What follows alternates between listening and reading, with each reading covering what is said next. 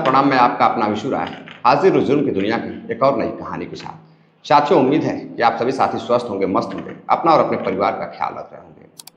साथियों, कई साथियों ने कमेंट किया था कि आपकी जो पिछली कहानी थी उसमें और शम्स ताहिर सर की कहानी में थोड़ा सा फर्क है। उन्होंने कुछ अलग बताया है और मैंने कुछ थोड़ा सा अलग बताया है।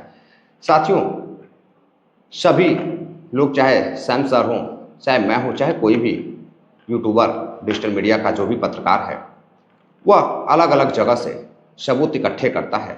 कोई पुलिस स्टेशन से तो कोई न्यूज़ मीडिया के माध्यम से। तो सभी लोग अपनी अपनी तरह से कहानी सुनाते हैं, तो थोड़ा बहुत कहानियों में सभी के अंतर मिलता है।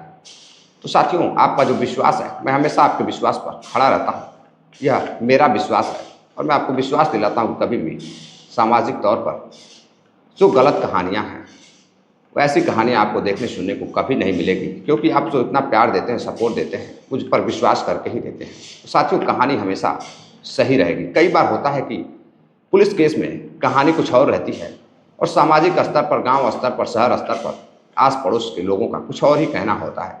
तो मैं सारी कहानियाँ इकट्ठा करके, जो पड़ोस के लोग कहते हैं और जो पुलिस की कहानी होती है, सबको मिक्स करके मैं आपको सुनाता हूँ, ताकि हर तरह से, हर एंगल से आपको कहानी समझ में आ सके, कहानी समझने में कोई समस्या ना आ सके। तो साथियों, आते हैं आज की कहानी पर। कहानी पर आए उससे पहले जितने भी साथी हमारे चैनल पर नए आए हैं, जुड़िए विश्व वारदात तक के इस छोटे से परिवार से।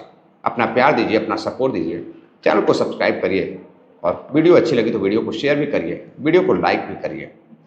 क्योंकि साथियों, जब आप वीडियो को लाइक करते हैं, कमेंट करते हैं और अपना राय देते हैं, तो एक अंदर से प्रोत्साहन मिलता है। उस प्रोत्साहन की वजह से मैं और भी अच्छी कहानियाँ सही ढंग से सुनाने की पूरी कोशिश करता हूँ। तो साथियों, मैं बात कर रहा हूँ भारत की राष्ट्रीय राजधानी दिल्ली की। दिल्ली के दक्षिणी दिल्ली में एक जगह लगती है जैदपुर। जैदपुर में एक कॉलोनी लगती है, खड्डा कॉलोनी। खड्डा कॉलोनी में एक हॉस्पिटल है, नीमा हॉस्पिटल। नीमा हॉस्पिटल में 2 अक्टूबर की रात को करीब 1:15 हो रहे थे। हॉस्पिटल में उस समय एक डॉक्टर जावेद अख्तर और एक नर्स सहायिका स्तर पर गजला प्रवीण और एक एमडी मौजूद रहते हैं। मात्र 3 लोग मौजूद रहते हैं। छोटा सा हॉस्पिटल रहता है।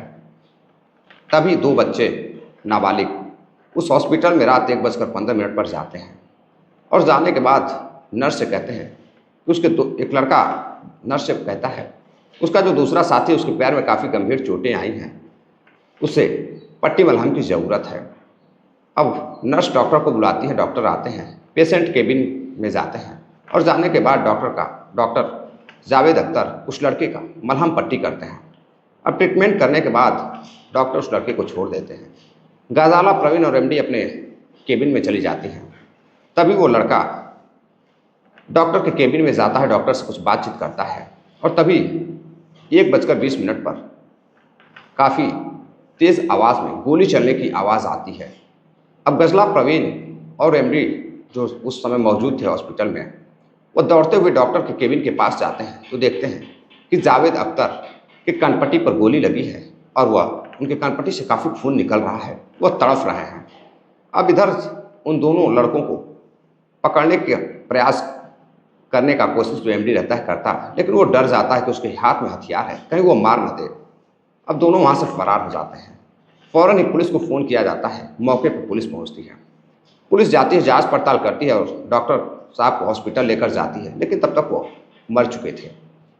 अब डॉक्टर गजला प्रवीण से और जो एमडी मौजूद थे उनसे पूछताछ करती है तो बताते हैं कि 2 लड़के इलाज के लिए आए थे। उसके बाद उन्होंने डॉक्टर साहब को गोली मारी और जब गोली मारी तो गोली चलने की आवाज़ जब उन्होंने सुनी, जब तक वह दौड़ कर जाते तब तक डॉक्टर साहब अचेत हो चुके थे, काफ़ी खून बह चुका था और इधर दोनों लड़के फरार हो चुके थे।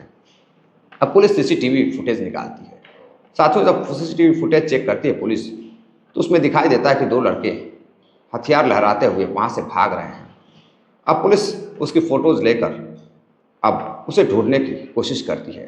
तभी अगले दिन सोशल मीडिया पर एक इंस्टाग्राम अकाउंट से पोस्ट किया जाता है उसी अपराधी लड़के के द्वारा, नाबालिग लड़के के द्वारा, कि मैंने साल 2024 का पहला कत्ल कर दिया है, यानी कि वो और कत्ल करने की फिराक में है। अब पुलिस में हड़कंप मच जाता है। पुलिस उस लड़के को ट्रेस करती है और ट्रेस कर उसके अकाउंट को उसे उत्तर प्रदेश के हापुड़ जिले से गिरफ्तार करती है। और गिरफ्तार करने के बाद जो कुछ पूछताछ में सामने आता है, जो कहानी सामने आती है, वो वाकई में अपने आप में हैरान कर देने वाली होती है। साथियों, जैतपुर के उस हॉस्पिटल में जो जावेद अख्तर रहते हैं, वह एक प्रैक्टिस रूप डॉक्टर रहते हैं, प्रैक्टिस कर रहे थे। उसी हॉस्पिटल में एक नर्स, पास के ही रहने वाली नर्स भी काम किया करती थी।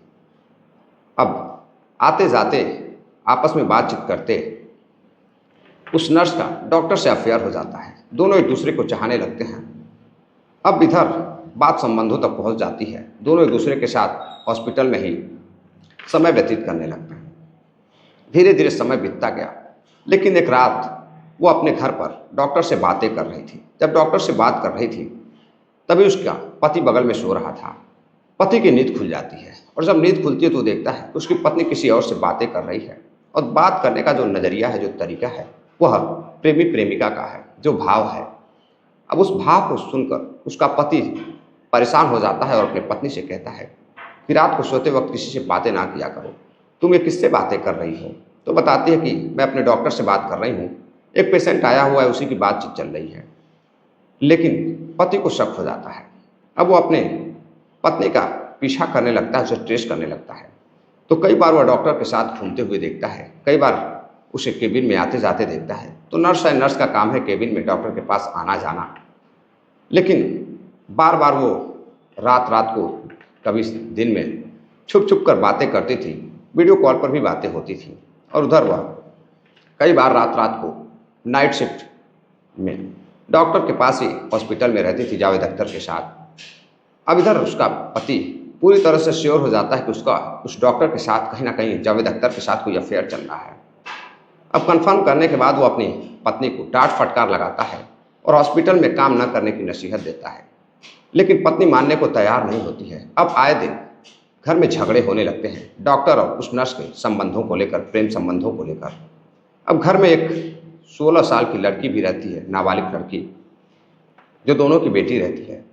वो भी रोज़ाना की तरह स्कूल जाती, शाम को घर आती। अब वो भी इन रिक्जिक से परेशान हो जाती है। माँ को समझाने की कोशिश करती, पिता को समझाने की कोशिश करती, लेकिन दोनों समझने को तैयार नहीं थे। अब इधर पति पत्नी में काफ़ी दरार आने लगता है। पति काफ़ी परेशान होने लगता है। अब बची तो घर में सिर्फ एक बेटी, जो उसकी बातों को सुनती थी।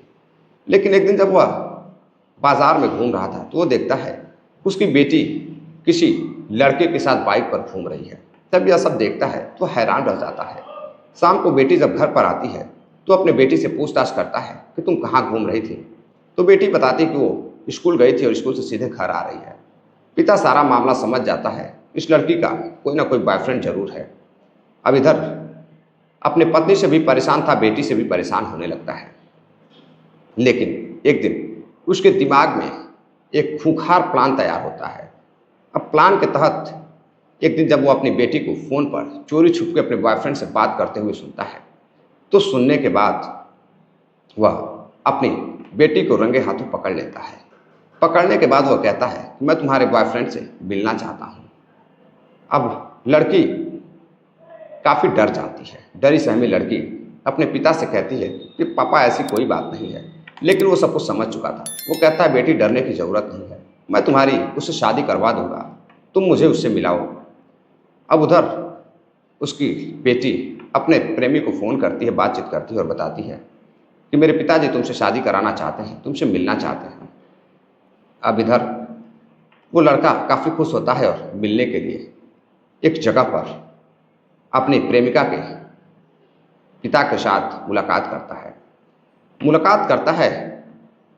मुलाकात करने के बाद अब एक दिन वह उसे कहता है कि देखो, अगर तुम मेरी बेटी के साथ शादी करना चाहते हो, उसे बेहद मोहब्बत करते हो, तुम खुश रख सकते हो, तो मुझे कोई एतराज़ नहीं है। लेकिन तुम्हें एक काम करना होगा, और काम ऐसा है कि शायद तुम ना कर सको। अब लड़का अपनी प्रेमिका के प्यार में काफ़ी बेताब रहता है, बेकरार रहता है। साथियों, वो कहता है कि आप काम तो बताइए, मैं अपनी प्रेमिका के लिए हर काम करने को तैयार हूँ। तभी वो बताता है कि तुम्हें एक कत्ल करना है, और कत्ल ऐसा होना चाहिए कि तुम पकड़े भी न जाओ और वहाँ से फरार हो जाओ और किसी को पता भी न चले। अब वो लड़के को एक टास्क दे देता है। अब लड़का पूछता है आखिर कत्ल किसका करना है, तो वो बताता है कि डॉक्टर जावेद का कत्ल करना है। अब इधर डॉक्टर जावेद का कत्ल करना था। लड़का 27 सितंबर को एक व्यक्ति के साथ रात में जा रहा था तो एक्सीडेंट होता है। एक्सीडेंट होता है तो उसके साथ हुआ डॉक्टर जावेद के हॉस्पिटल में जाता है। हॉस्पिटल में जाने के बाद अपना इलाज कराता है। बताया जा रहा है कि करीब 12,000 रुपये उस इलाज के उस रात के डॉक्टर जावेद ने लेने को कहा कि उसका जो बिल है वो 12,000 का है, लेकिन लड़के के पास मात्र 400 रुपये थे। तो लड़का 400 रुपये देता है और कहता है बाकी के पैसे वो बाद में देगा। जब वो वहाँ से जाने लगता है तो उसे एक बात गूंजने लगती है कि सिर्फ छोटी सी ट्रीटमेंट के इतने सारे पैसे उसके साथ तो जाती हुई है। फिर वो डॉक्टर के पास जाता है, केबिन में थोड़ी बहुत बहस होती है, उसके बाद वहाँ से वो चला जाता है। और फिर 2 अक्टूबर को रात करीब 1:15 पर वो हॉस्पिटल में पहुँचता है और ट्रीटमेंट कराने के नाम पर वह डॉक्टर जावेद का कत्ल कर देता है। अब पुलिस जब गिरफ्तार कर पूछताछ करती है और उसकी जब उससे पूछताछ करती है तो वो बताता है कि डॉक्टर का उससे कोई जाति दुश्मनी नहीं थी। डॉक्टर का कत्ल सिर्फ उसने इसलिए किया क्योंकि उसकी प्रेमिका की जो माँ है वो इसी हॉस्पिटल में नर्स और काम करती है और उसका डॉक्टर के साथ अवैध संबंध है और उसके पति को सारी जानकारी है, यानी कि उसके होने वाले ससुर को सारी जानकारी है। दोनों का रिश्ता डॉक्टर की वजह से खराब हो रहा है और उसके होने वाले ससुर ने यानी कि प्रेमिका के पति ने कहा है, प्रेमिका के पिता ने कहा है कि अगर वो डॉक्टर का कत्ल कर देता है तो उसकी शादी करा देगा। अब पुलिस जब उसे उसके बताए हुए बातों पर विश्वास करती है और जब उस लड़की के पिता को गिरफ्तार कर पूछताछ करती है तो उसका पिता कहता है कि देखो ये जो लड़का है मेरी बेटी को परेशान करता था और मैं जो है चाहता था कि इधर बेटी से भी छुटकारा हो जाए, उसके प्रेमी से भी, और इधर पत्नी के प्रेमी से भी छुटकारा हो जाए, इसलिए उसने इस तरह की साजिश रची। अब पुलिस दोनों को गिरफ्तार तो कर लेती है और उसका एक साथी जो कि अभी भी फरार है पुलिस गिरफ्तार करती है और लड़के को नाबालिग बालगृह में डाल देती है बाल सुधार के लिए। लेकिन पुलिस अभी भी जांच पड़ताल कर रही है कई एंगल से कि कहीं ऐसा ना हो कि इस केस में कोई और भी क्लू मिले, बात कोई और सामने आए। अब डॉक्टर जो हॉस्पिटल में लोग मौजूद हैं उनका कहना है कि ऐसी कोई बात नहीं थी, बात 12,000 रुपये से शुरू हुई थी और आज कत्ल तक पहुंच गई है।